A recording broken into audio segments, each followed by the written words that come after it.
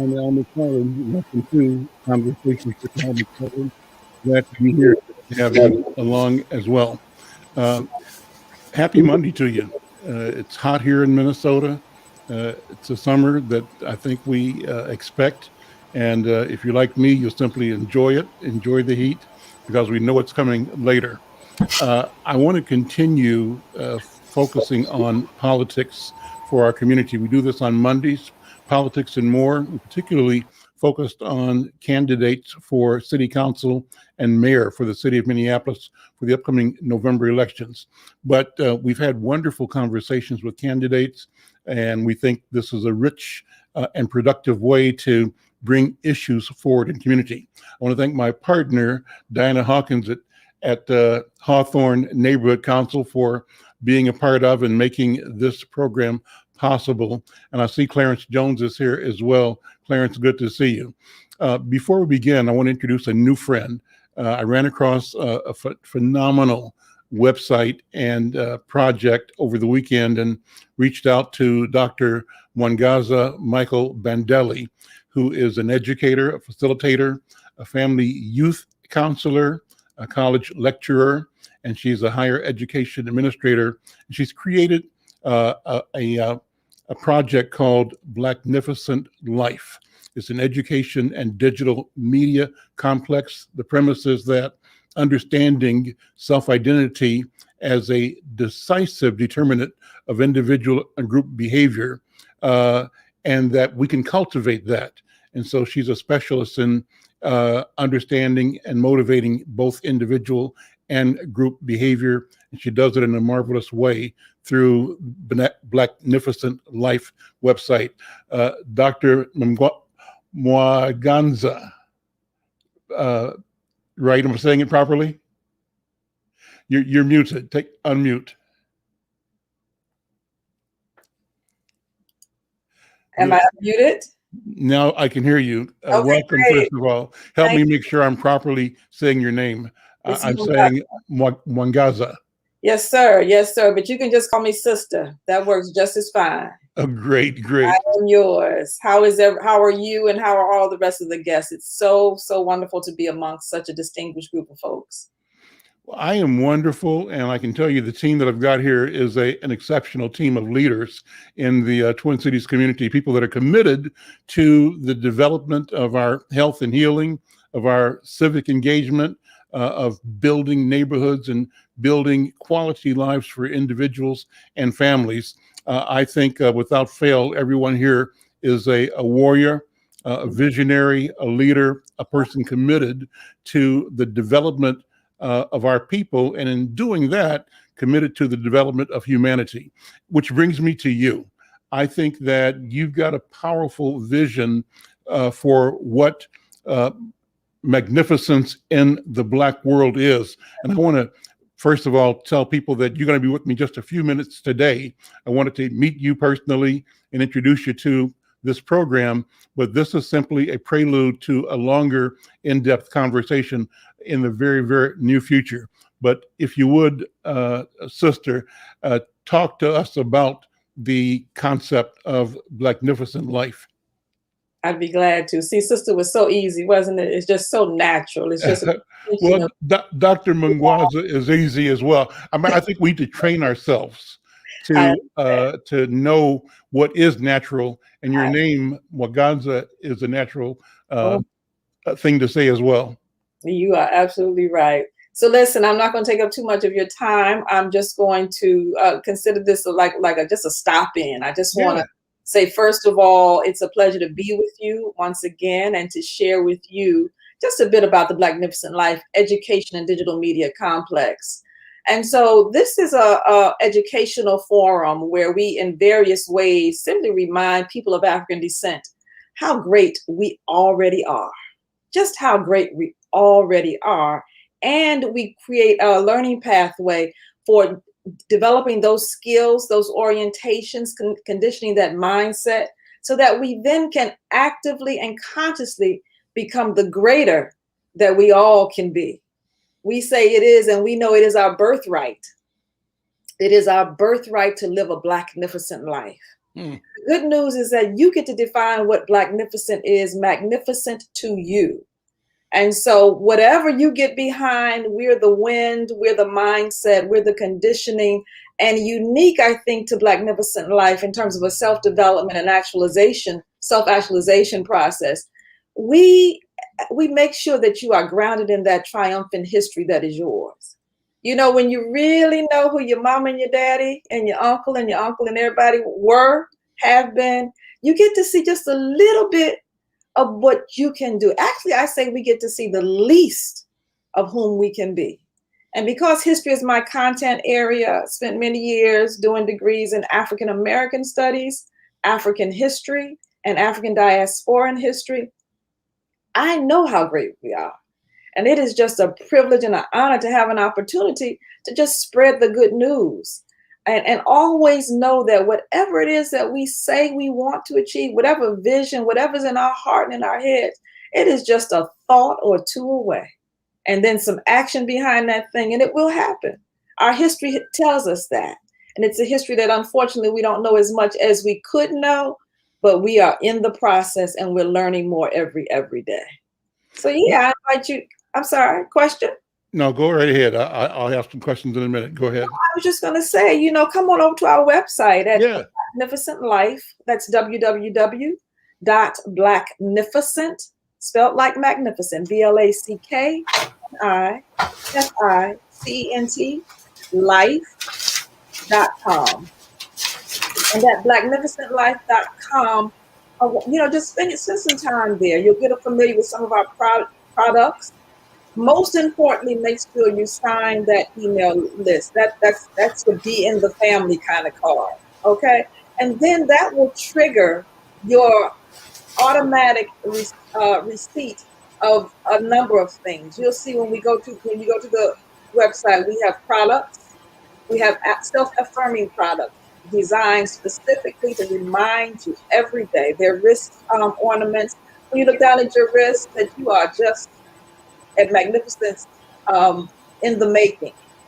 We also have a monthly newsletter. This is how my brother Al got to be in touch with us. We have a monthly newsletter, and its intention is to acknowledge the beauty, the power, and the genius of Black people in a world trained not to see.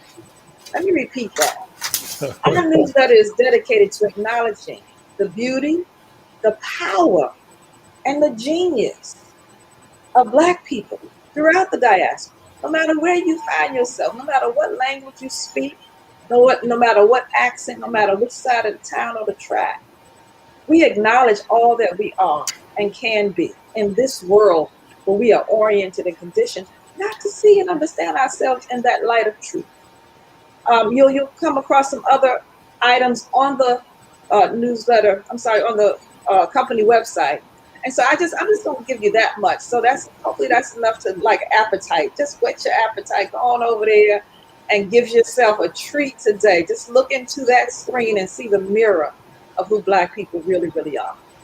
I saw some stories in the newsletter that just captured my attention.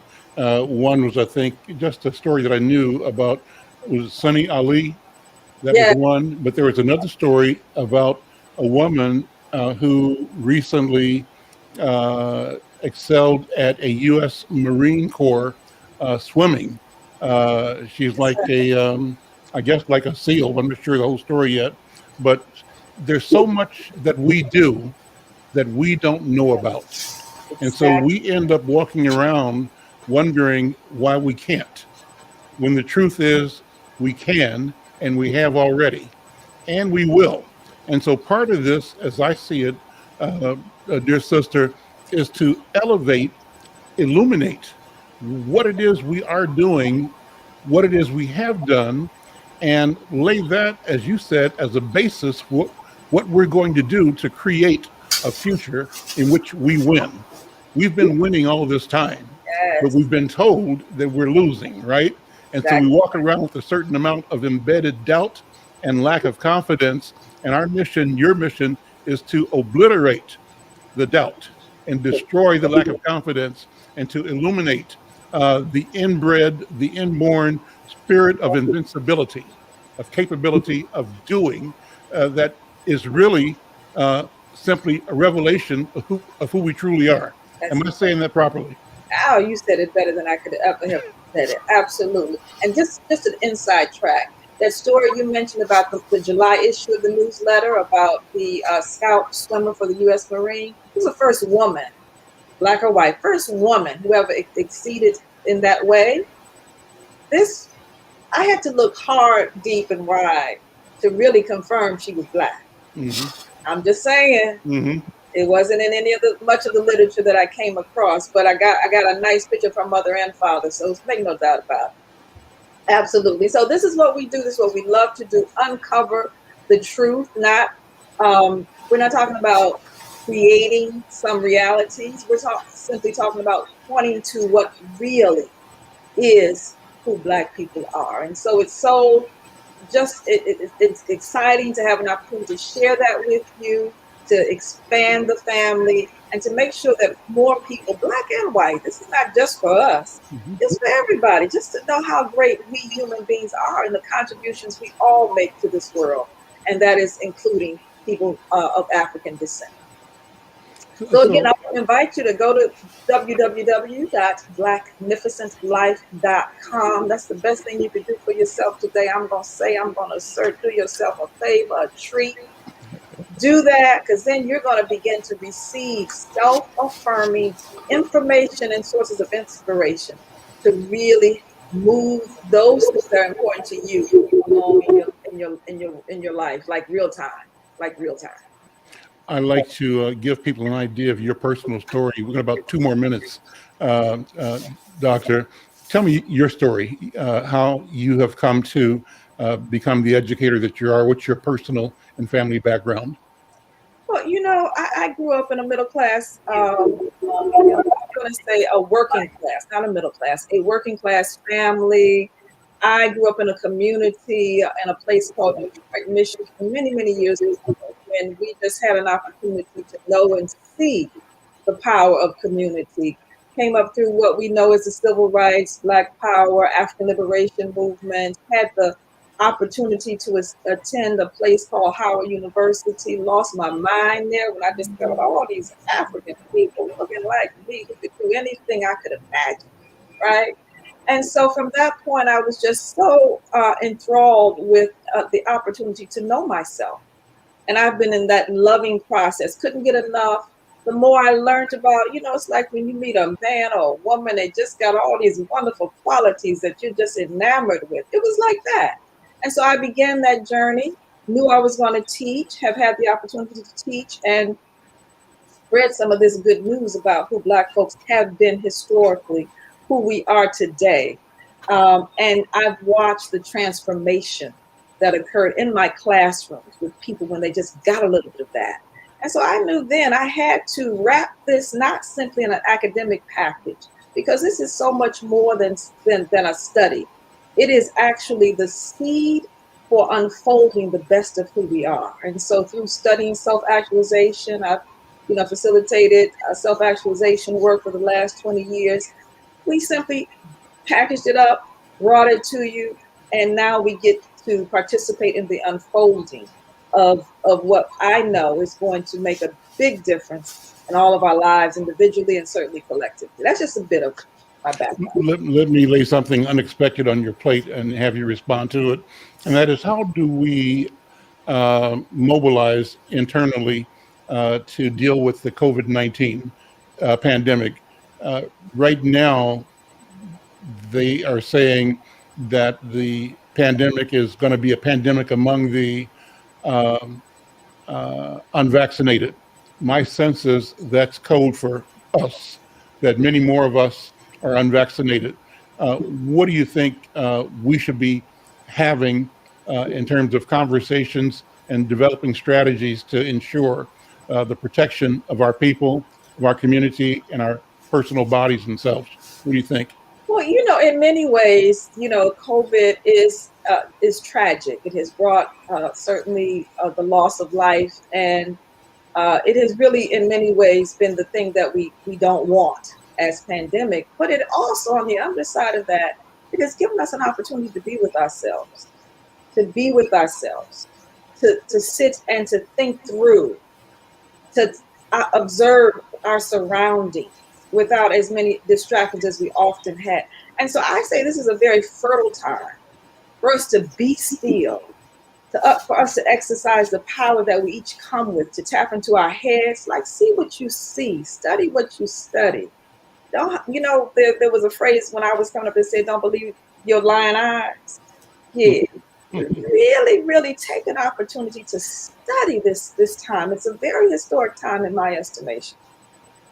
And you will get to see and know, I say some of what our ancestors came to see and know, that when you depend on yourself in concert with God Almighty, and you ask for that answer and those directions, and you want what you need to see and know to come together, I think we will get to know what is in our best interest. Most importantly, we have to hold hands with one another, people of like mind. We have to always defend what we build and own. We always have to do. That's a dual track. I don't care if it's a business, if it's a family, it doesn't matter. You have to defend, because something or someone coming for you, naturally or otherwise. Be prepared in that way. And then just trust. Don't be afraid to jump into, different environments. It might be a good time to visit brothers and sisters on the other side of the world. Who knows? It's opportunity is what I do know. And if we look at this pandemic through that lens to see what does it give me that I otherwise would not have access to, I think we might be able to unfold for us something more than death and destruction. I'll stop there. Last question. Two people I've come to know online, but haven't met them yet, haven't talked to them yet, but I'm still impressed with them, and they remind me of you already, and that is Professor Dr. or Dean Greg Carr out of Howard University. I think he's head of the Afro Studies section. Studies, he is. Yeah, and also Karen Hunter. And I'm watching them every Saturday. They've created a project. It's called In Class with Dr. Carr. Karen Hunter is an educator who facilitates and who's built a massive following on social media. And they are exponentially growing that through this collaboration where they talk about everything in the universe from the lens of our experience. And it's a powerful and enlightening program. And they've taken to another level, which reminds me of what you're doing. They've created a curriculum called Narrative, and narrative is narrative with a K, like knowledge is with a K, Knarrative. And they've been attracting, like a magnet, intellectual giftedness from around the diaspora. People showing up saying, here's what I can do. Here's what I do. Here's what I know. And all of this is fitting itself together in a way that's organic and that is transformational. So I'm suggesting and feeling and sensing that transformation is at hand, that a new knowing is at hand, and that we are lucky and fortunate to be witnessed, but also to be it, that it actually is us. Do you know them by any chance, and have you heard about that project? I know Brother Carr very well. I actually have known him since he was a graduate student, and we used to participate in some of the same conferences. He is a genius with a capital G. Yeah. Absolutely, he is. Don't. I won't even go into how brilliant that young brother is. And I've begun to know about Hunter through, In Class with Carr, because it is a gem of a expression of who we are and who we can be, and his genius guides that. And I'm just so glad and right there with them in the creation of narrative, because it really, really is a portal into understanding and knowing and being your best self, no matter who you are. Rooted in history too. Yes. Dr. Mwangaza Michael Bendele, thank you so much. So good to meet you here online. And as I said, this is the first of beginning part of our relationship. I'm looking forward to spending much more time with you as we move down the road. Thank you so much, Brother Al, for this platform, for the exposure, for all that you do, that I little bit that I know and the much that I don't know. And I too am looking forward to spending time on this platform, engaging your audience at a later time. You guys do well. You're welcome to stay as long as you want to. Just hang out if you wish, and if you have to leave, we understand that too. So thank you so much. Let me shift then focus. I want to, as I said at the beginning, our Mondays we focus on people in the political arena. I saw Kathy Spann. I see Crystal Porter, and Mickey Moore is here. And Crystal, we haven't seen you before, but I'm glad you're here. Good to see you. You are running for city council in my neighborhood in North Minneapolis, the 5th Ward, as is Kathy Spann. And it's great that you're here. Let me just start with you and have you take a minute to introduce yourself to this platform and to many of your neighbors and friends, and talk about why you're running for city council for 5th Ward. Our objective here is to elevate your voice and to give you a place to stretch out, you know, and say what you mean and why you mean it and how you plan to do it, building change and sustainability in our community. So with that, thank you so much, and the microphone is yours. Awesome. Well, thank you very much. Yeah, I actually, I haven't been on here. Last time I was on here was probably, I think it was like March or February. It was a while ago. That was before all of the crazy caucus stuff that was going on. But yeah, no, I'm running for city council. I was actually going to do it last time, and I decided not, because I had 3 young adults that were leaving my home, and I wanted to focus my attention on them, getting them out. And I never knew that if I were to run, that the main issue and conversation would be around crime issues, and safety. This last year has been surreal. And that is the main question that I'm getting asked all the time when I'm out here knocking on doors. I think I've knocked on a little over 1,000 doors already. And a lot of the people are asking me, you know, what are my stance? And I know that some people are still kind of confused by, you know, where I stand when it comes to that. But I do support reform. I support strong reform. And I don't know if there's been some people that have said, you know, that I've supported defund the police, but I never have. That's never been my stance. But my big thing is addressing the cry for a need unmet. And that is what happens when crime increases, is because needs are not being met. And, you know, this is my community, our community. I've been living here my whole life. And the reality is the crime that's happening in our community is because the city has been very poor on investing in our community in a sustainable way. And what I mean by sustainable is making sure that people are set up to be able to support their own people out of poverty. A lot of times the city invests into social services and nonprofits in North Minneapolis. And while I am somebody who runs a renewable energy nonprofit and does benefit off of that, my ultimate goal at the end of the day is for us to close our doors. You know, our main focus is to make sure we are 100% renewable. So I would love for us to be to be, you know, non-existent in the next 10 to 15 years.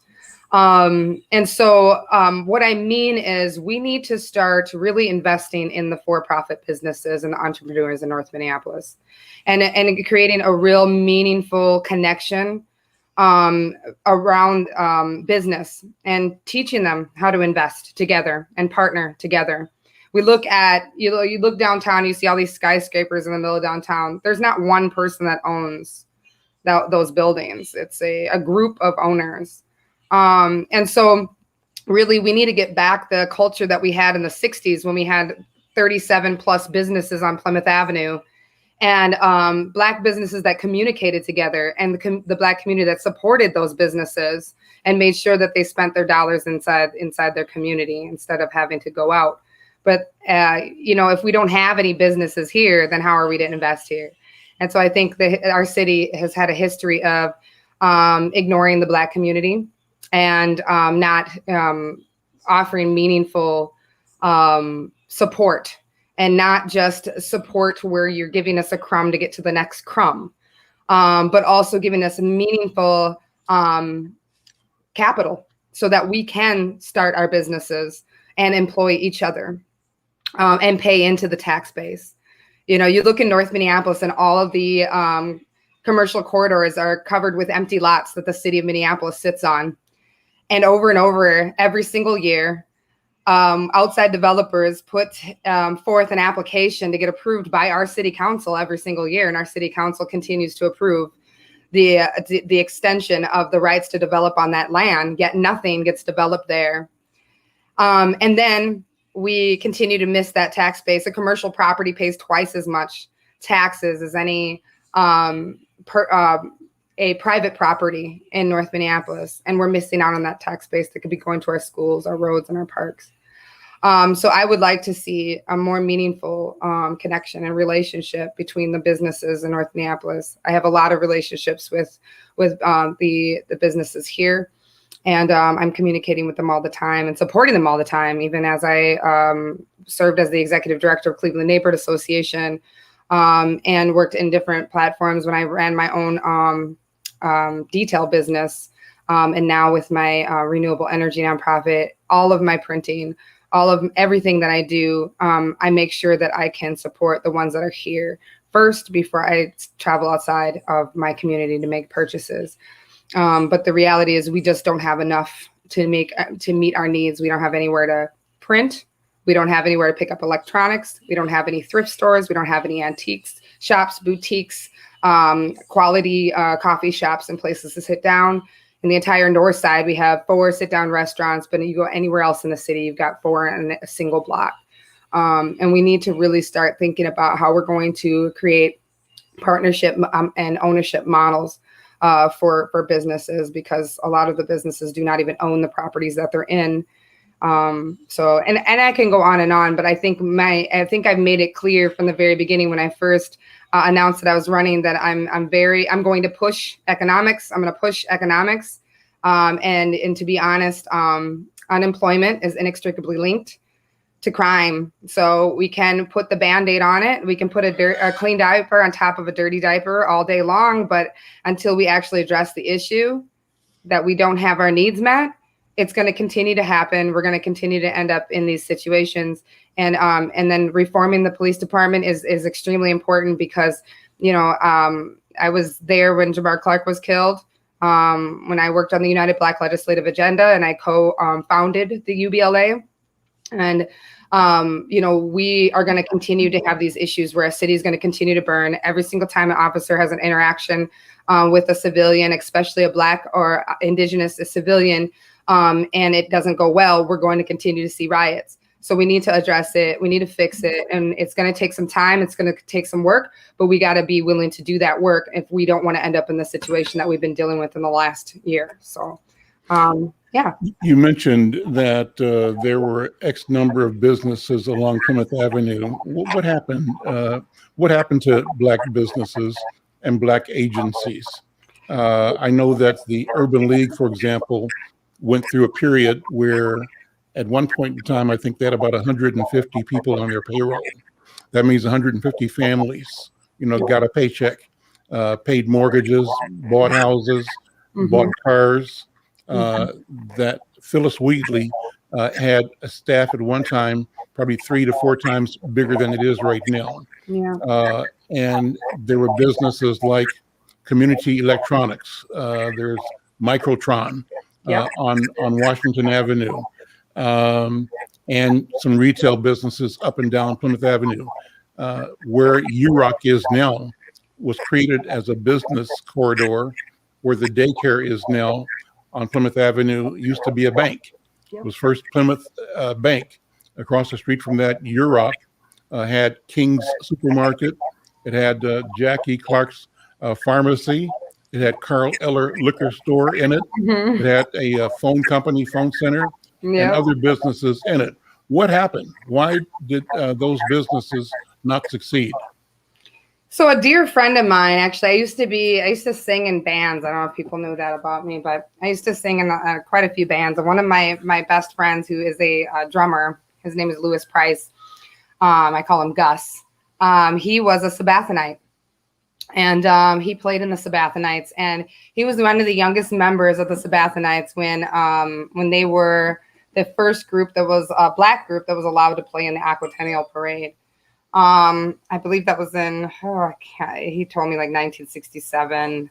And then, that they played so well and they did such an amazing job, that the crowd went crazy. That day, the police actually had an interaction with that crowd. And they said some very foul things to the folks there that were at the height of, they were super excited because they were finally included in this amazing event, and they did a phenomenal job. And that kind of spilled over to North Minneapolis because that's our Black community. It's a historical Black neighborhood in Minneapolis. And then not too long after that, I think it was a day or two after that, the energy was still really high. People were still very hurt, very pissed off about it.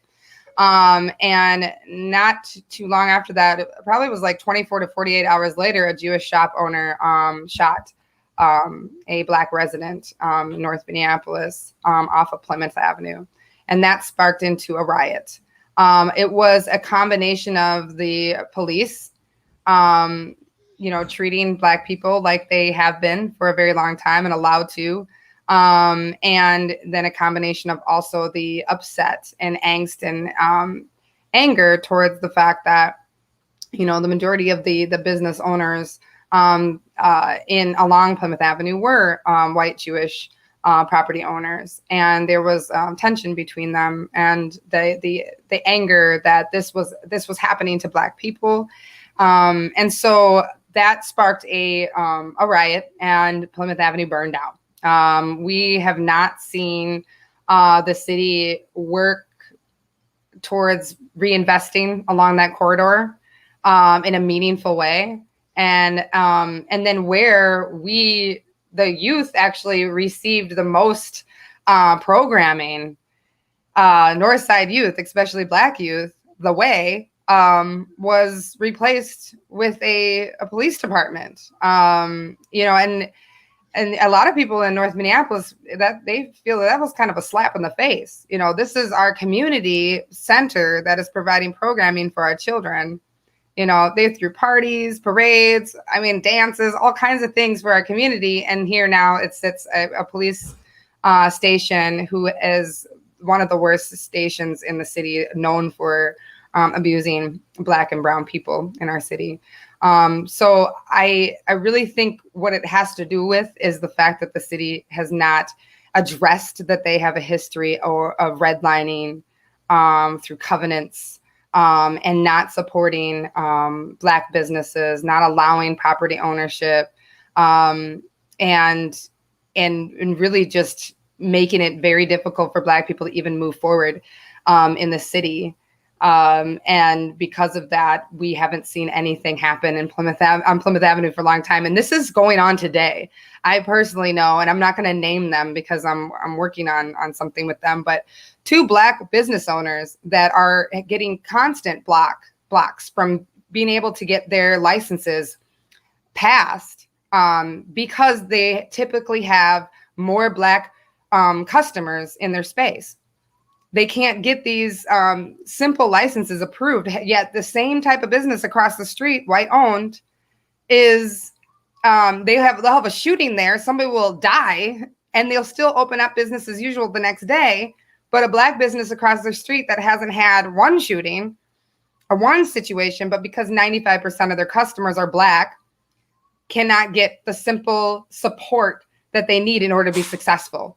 And let me stop you right there and ask, thank you so much for that and getting to that level of detail.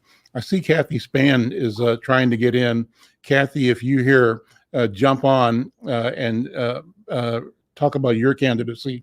And then I want Jeremiah Ellis to talk about his candidacy as well. But Jeremiah, to respond to some of the issues that Crystal has brought up, we want to make sure that we also get over to Mickey Moore, who's running in Ward 8. Mickey, thank you so much for being here. And you've brought a friend who has some ideas to share about and along the lines we talked about last week. I don't see Kathy Span now, but council member, take a couple of minutes and talk about where you see our community. I raised the question, Krista responded to it. What happened? Why did we lose these businesses? Why did we lose this economic power that was both in business and in the nonprofits? What happened? So unmute Jeremiah. Yeah, there you go. I think. Oh yeah, yeah. I think going back to the '60s, I know I wasn't around, but going back to the '60s is a good sort of benchmark for North Minneapolis. With any time that you have massive amounts of unrest, any time that you have young people or a community who feels like they're gonna burn buildings to the ground, the spark for that event is much deeper, runs much deeper than an individual incident. And so what were the conditions in 1967 and 1968 that caused that kind of unrest along Plymouth Avenue? Well, it was wealth disparity, it was joblessness, it was poverty in the community, right? Now, at that time, you were dealing not only with the Black community, but you were dealing with, and this might sound weird to a lot of your viewers, but you were dealing with in the 1960s, not even Jewish people were considered white at that point, right? Nowadays, a lot of, Jewish folks are kind of considered white, although there's real complications there too. But at the time in the 60s, it was like the Black community and the Jewish community were placed in North Minneapolis because they were both considered, quote unquote, undesirable populations by the city government. And so you had these groups existing side by side, and yeah, there were tensions. And so when you had the unemployment, when you had wealth disparity, all of that stuff, and then you had the shooting of this young man by this shop owner, that was the spark. But there was all of this ammunition behind it, right? You could argue that the unrest that we saw this past year built in a similar way, right? That yes, people were incensed by the murder of George Floyd, but in truth, what generated that amount of angst and that amount of anger and that amount of frustration to cause days and days of unrest has to do with sort of the gunpowder that extends way beyond that spark. 1968, our community has ebbed and flowed, but I want to caution us against romanticizing the past in a way that sort of paints it like we didn't have problems, that we existed in this utopia, and then all of a sudden it was stripped away from us. The truth is that we were struggling then, and that we're struggling now. And when we talk about how do we undo some of these things, you've got to dig in and do the hard work, right? It's good to know what the right steps are. It's good to know what's needed. But the reason that I went out and I created the Commercial Property Development Fund, which we're now seeing Kenya McKnight, we're seeing Calvin Littlejohn, we're seeing Jamil Ford all be able to activate spaces in North Minneapolis because I created this fund and because they're getting access to ownership, right? You've got to get in and do the work. What do people need? Okay, we can say we've got to provide access to capital for Black entrepreneurs. Okay, great. How do you go about actually doing that, right? It means that you've got to go ahead and have relationships with the banks. You've got to build a program. You've got to know how financing for a building occurs, right? And then you've got to make those deals happen. And the entrepreneurs have to be ready. And what we know is that on the north side, you have so many people who are ready, as evidenced by the fact that creating this pretty it's not a small tool, but it's a relatively simple tool. By creating a relatively simple tool, I've been able to see Northside entrepreneurs buying buildings along West Broadway, right? That's 3 years. That's 3 years of undoing work that started back in 1967 and went and much further back than that even, right? When we talk about on the housing side, am I frozen? Sorry, I thought I might have been frozen for a second. When we talk about the housing side, and we see that in North Minneapolis, we have all of these single family homes that are rented, right? then that's why you go ahead and you create a program like tenant opportunity to purchase, right? Because we can admire the problem until we're blue in the face, but by creating the programs and placing those dollars where they need to go, you actually start to see some of those solutions emerge. And so, you know, one of the things that I want to let people know, and that I've been letting people know, is that yeah, it's going to take more than 3.5 years to undo decades and decades of disinvestment in our community, but that we do have the creativity and we have the will and the drive here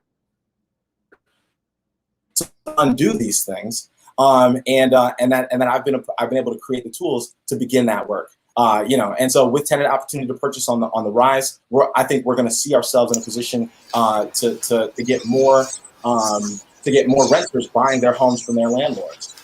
You know, with pursuing a rent stabilization pilot program, we know that massive rent increases don't happen at the upper levels of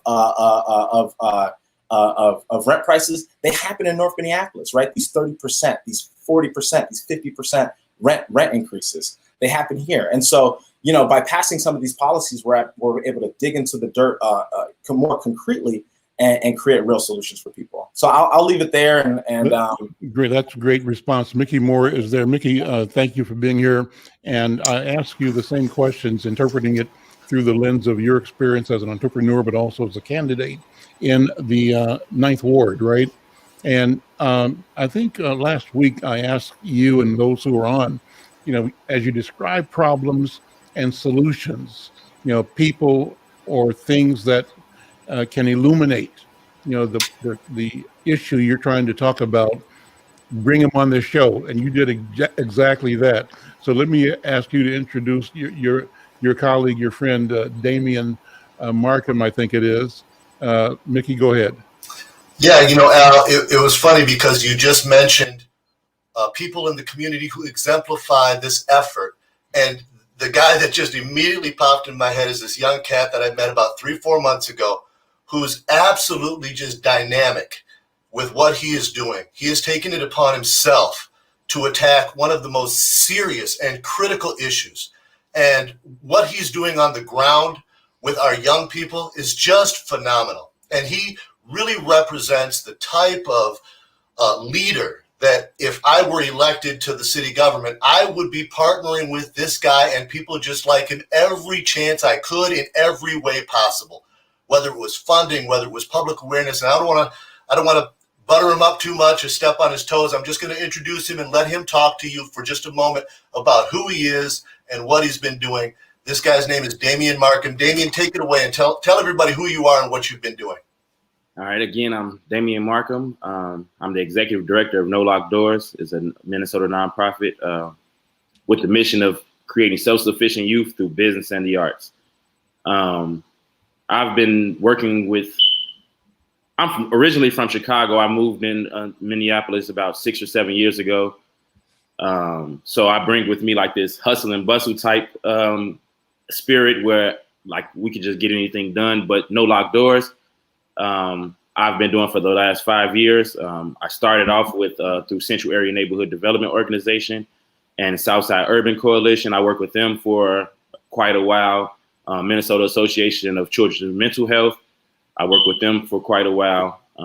Even Clarence Jones, I believe me and him worked in the past at Southside Urban Coalition. So it's good to see you too. And so my mission and what I've been doing is just to create self-sufficient youth. And economically, like you all have been saying, is basically the only reason we're all in this position. Like, I feel like if George Floyd had money, they wouldn't have killed him. You know, it would have just been a slap on the wrist. You would have went to jail, and then you would have been able to fight it through a legal process that was more fitting in the situation. But what I do and have been doing for the last 5 years is teaching kids the transferable skills, all of them, from branding, marketing, manufacturing T-shirts. I don't know if you can see behind me. I have a few T-shirts that you probably even seen in the streets. I allow youth to manufacture T-shirts. We came up with a brand called Normalized Greatness. Youth actually get 50% of a T-shirt that they sell. So commission-based is $5. The T-shirt costs $10, but they take $5 off of each T-shirt that they sell. And this gives them a way to take home money, which in turn helps their family not have to focus on them as a bill and a expense, and they can really just start loving. And that's what we, as if we as a community were like economically stable, we could focus on loving each other. We can focus on doing all of the small stuff that would get us back to being that strong community that everybody talked about in the 60s and in the back in before those times. But right now, like, my focus is making these youth understand that, like the doctor said earlier, you're powerful beyond measures. You can do anything. You can, like, I was a troubled youth. I went through my own issues and whatnot, but you are the power. You can do anything that you want to do. If you don't have the education, you can find the education. You don't have to go through a traditional education route all the time. We are in the 2021 where we have YouTube, we have all these books, all these marketing for dummies, all these different outlets that can get you the knowledge that you need without wasting 8 hours away in a traditional brick and mortar school and you really don't even learn the application. I teach these kids through application. So whatever they do, they actually they learn by doing it. We do events once a quarter. Well, pre-COVID, we were doing events once a quarter. We did the Capri Theater. If the links are all in the chat, so you all can see a few of these examples. But we did event Grammy Family Showcase.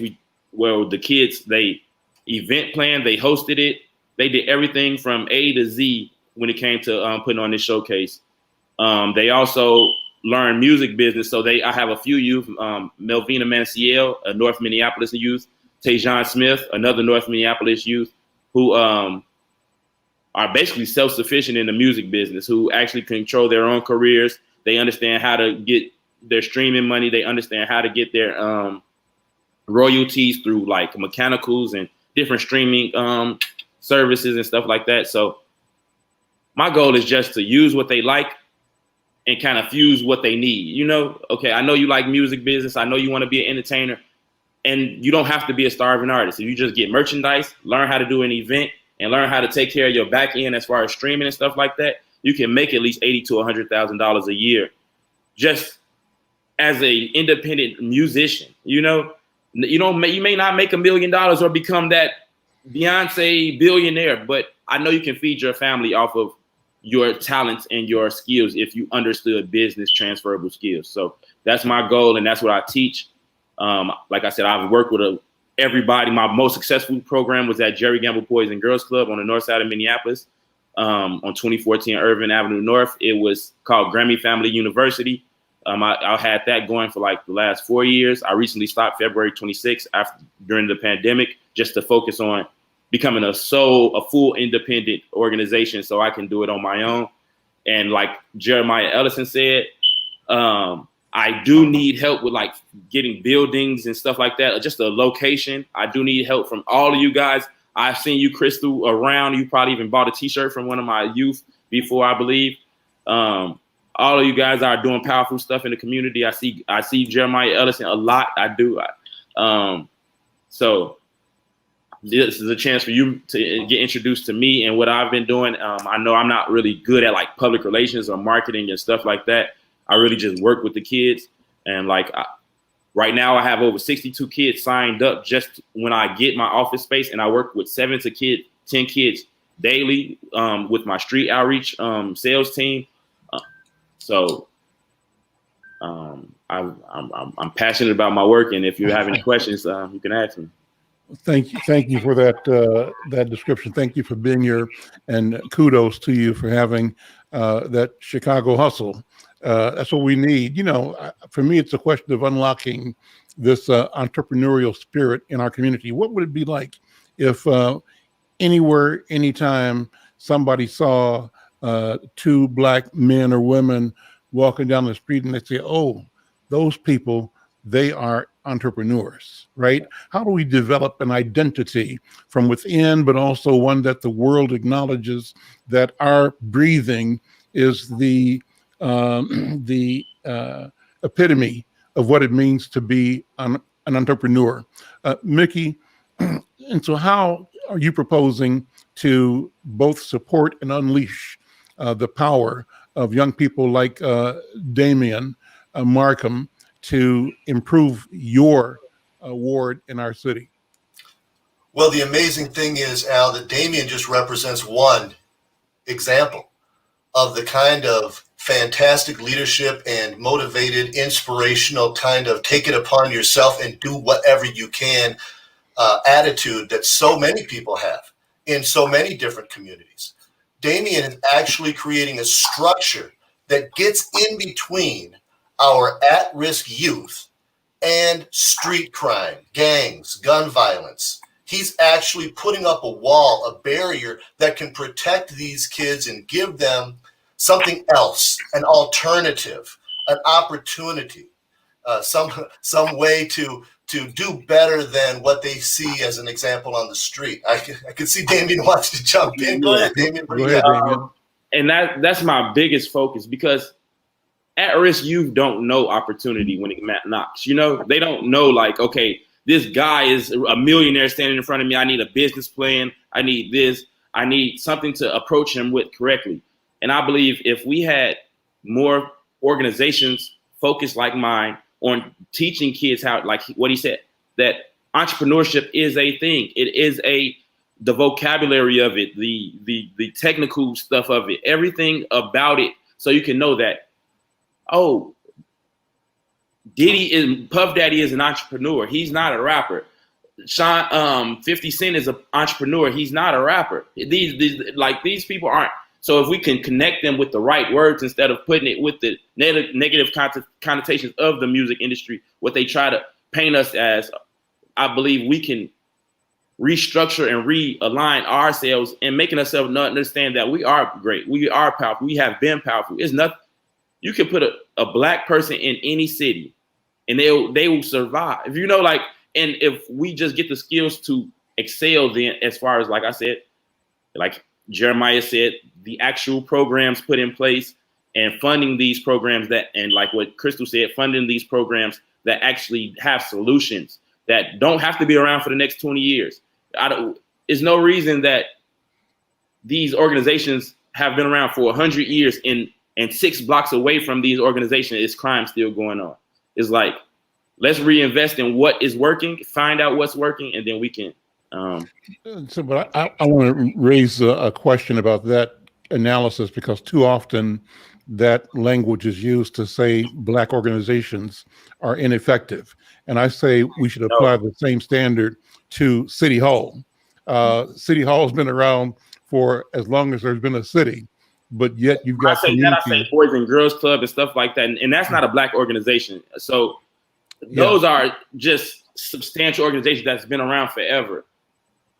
Like the city of Minneapolis. That's what I'm saying. So let's not cast the blame on neighborhood institutions and organizations and say that they have failed because the problem still exists. I'm not sure what happened. The problem is in policy and structural engagements, arrangements that serve certain people and disserve us.